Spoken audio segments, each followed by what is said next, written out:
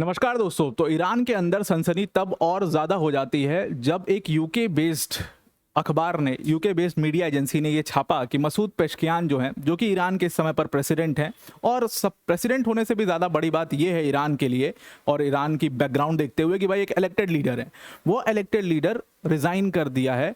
और ऐसा UK based एक ईरान इंटरनेशनल नाम की मीडिया एजेंसी है जिसने इस चीज़ को कवर किया। तो सबसे पहले ये चीज़ न्यूयॉर्क टाइम्स ने रिपोर्ट करी थी, बहुत पहले की बात है, आज से लगभग 1 महीने जब ये वॉर शुरू हुआ था ही और अपने शुरुआती दौर में चल रहा था, तब न्यूयॉर्क टाइम्स ने रिपोर्ट किया था कि मसूद पेशकियान जो है वो बिल्कुल पूरी तरीके से रेजिग्नेशन देने वाले हैं। बस जो सुप्रीम लीडर है उनको ये रेजिग्नेशन वो दे करके हट जाएंगे, स्टेप डाउन कर जाएंगे। और उसके बाद से स्टेप डाउन तो किया नहीं, लेकिन ये रूमर्स फैले।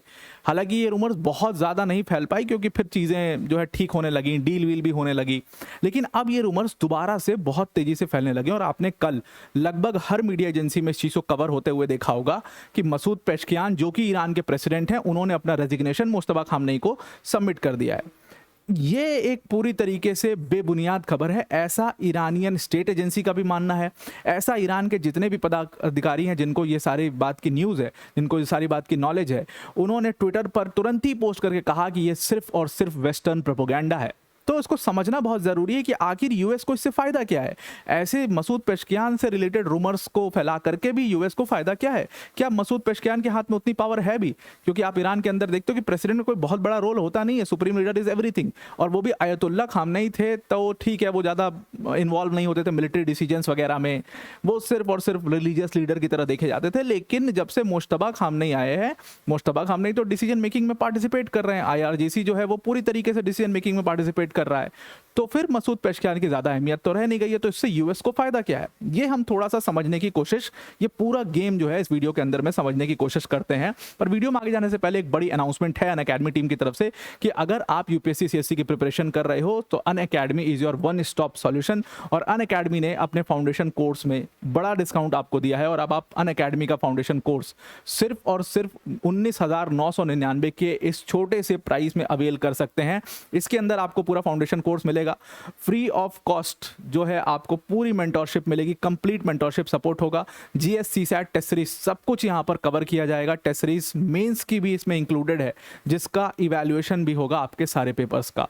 सो ये सारा कुछ आपको सिर्फ और सिर्फ 19,999 मिल रहा है। अनअकैडमी के टॉप एजुकेटर्स जैसे मृणाल सर, प्रतीक सर, सुदर्शन सर जैसे एजुकेटर्स यहाँ पर आपको इस बैच के अंदर पढ़ाएंगे। आप इजी ईएमआई ऑप्शन के लिए भी ऑप्ट कर सकते हैं, सिर्फ 888 रुपए पर मंथ पर। Now I am coming back to the topic. तो ये खबर उड़ाई गई कि ईरान के प्रेसिडेंट जो हैं उन्होंने अपना रेजिग्नेशन सबमिट कर दिया है। अब इसके ऊपर ईरानियन अथॉरिटीज ने साफ कहा कि ईरान के प्रेसिडेंट मसूद पेशकियान ने अपना कोई भी रेजिग्नेशन सबमिट नहीं किया है। इस पूरे रिपोर्ट को वो सिरे से खारिज करते हैं और इस रिपोर्ट का वास्तविकता से कोई भी लेना देना नहीं है। अभी जो रिपोर्ट छपी थी कि ईरान के प्रेसिडेंट मसूद पेशकियान ने पूरी तरीके से रेजिग्नेशन दे दिया है, ये रिपोर्ट एक यूके बेस्ड ईरान इंटरनेशनल नाम की न्यूज़ एजेंसी थी।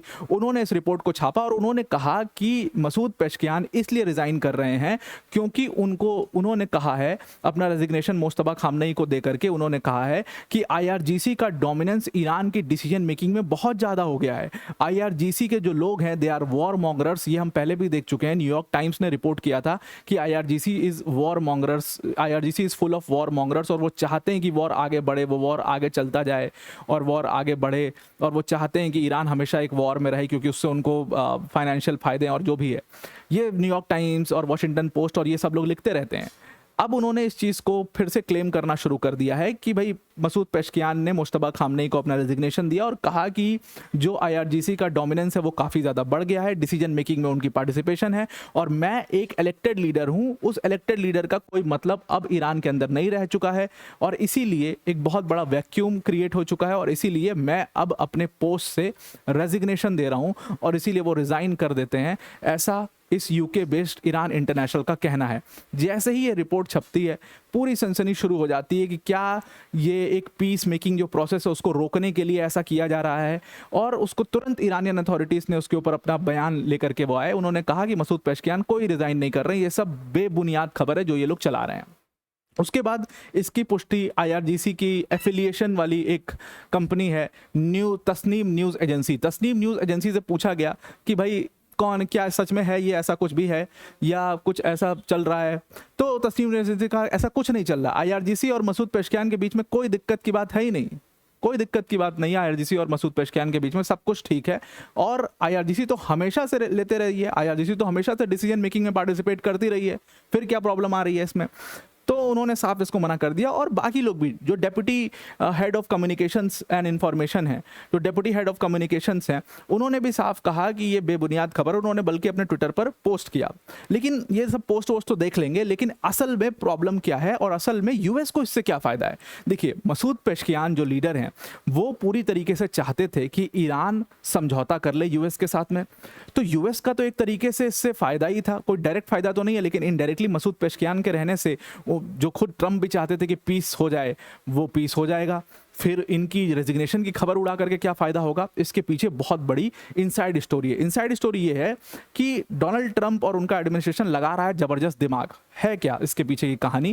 कि देखो, डोनाल्ड ट्रंप को पता है, उन्होंने एक्सपेक्ट किया था कि ईरान के लोग जो कि 2-4 महीने पहले अपनी सरकार के खिलाफ पूरी तरीके से प्रोटेस्ट कर रहे थे, अपनी सरकार के खिलाफ पूरी तरीके से हंगामा काट रहे थे, मारपीट मच रही थी वहाँ पर, कितने लोगों को मार दिया वहाँ की आईआरजीसी ने दबाने के लिए प्रोटेस्ट को, तो लोगों में एक गुस्सा है। तो जैसे ही मैं अटैक करूंगा ईरान के ऊपर और ईरान के लीडर एलिमिनेट होंगे, ईरान कमज़ोर होगा, तो लोग जो है वो प्रोटेस्ट फिर से शुरू कर देंगे और ईरान की सरकार को गिरा देंगे, और उसके बाद हम अपने मतलब की वहाँ पर सरकार बनवा देंगे, आराम से ईरान के ऊपर कब्जा हो जाएगा।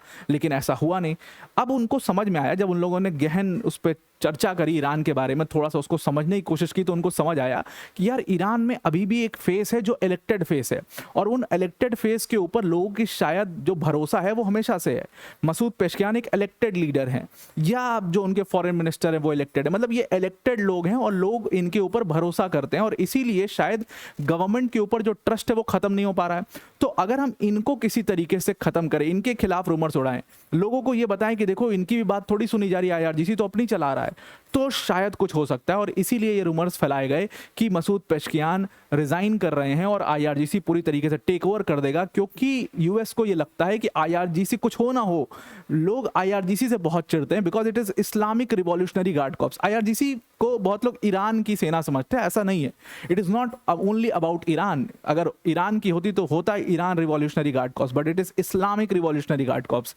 और वहाँ के 50 to 60% लोग जो कि हार्डलाइनर्स नहीं हैं, जो कि नॉर्मल हैं और बहुत ही मतलब उस तरीके के लोग हैं कि वो प्रोग्रेसिव लोग हैं, तो वो आईआरजीसी से चिढ़ते हैं। और इसीलिए जब उनको पता चलेगा कि उनका इलेक्टेड लीडर को हटा करके आईआरजीसी ईरान का कंट्रोल लेना चाह रहा है, तो वो प्रोटेस्ट को शुरू कर देंगे, वो आईआरजीसी के खिलाफ बवाल काटेंगे, और इससे यूएस को फायदा होगा।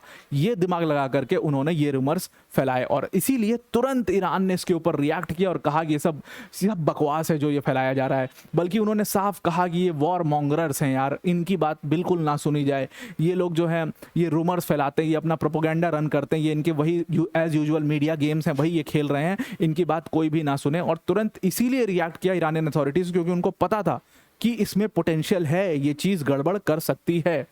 प्रेसिडेंट मसूद पेशकियान की बात करें तो उन्होंने कहा कि प्रेसिडेंट मसूद पेशकियान जो हैं वो लोगों को सर्व कर रहे हैं। मेरी अभी उनसे थोड़ी देर पहले भी बात हुई, ऐसा उनके डिप्टी हेड ऑफ कम्युनिकेशन का कहना है, और वो हमेशा लोगों को सर्व करते रहेंगे। He will never retreat from serving the people, और कोई रेजिस्टेंस नहीं है, बल्कि आईआरजीसी के साथ बहुत अच्छा समझौता करके सारी चीज़ें चल रही हैं। अब रिपोर्ट क्या छपी थी?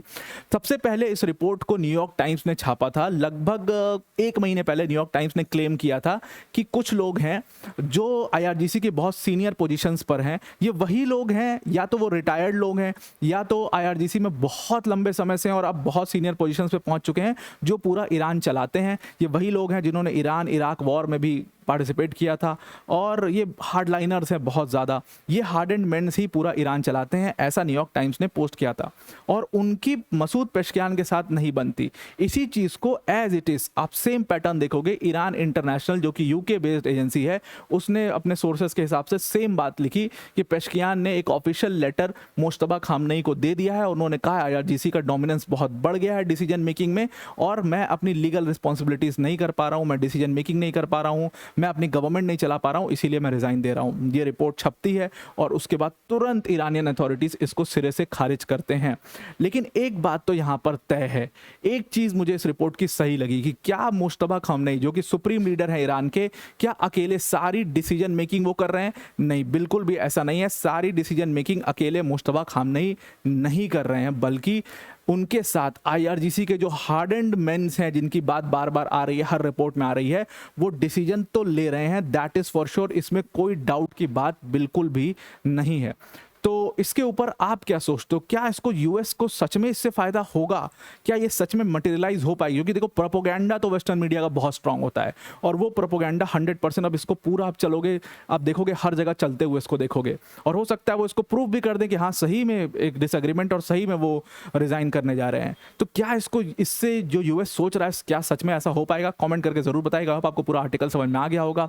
आज के लिए इतना ही। Thank you and have a nice day.